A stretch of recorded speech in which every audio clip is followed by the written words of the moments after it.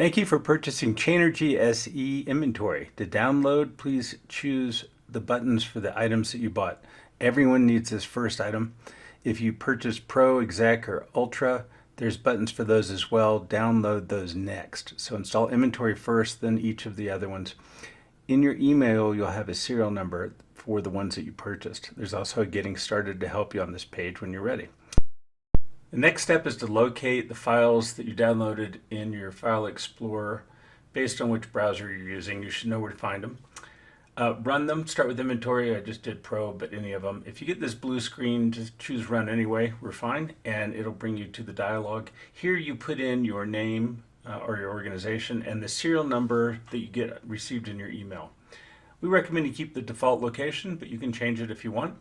Click Next, and the install is automatic. It'll go through for you and create your database.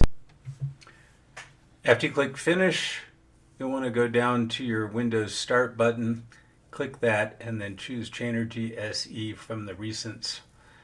That will run the program, and you're set to go. If you just purchase the inventory, you'll have a Products button that's active. The others will show but won't take you anywhere. Click Products to get started, and we recommend our Add a Product tutorial next.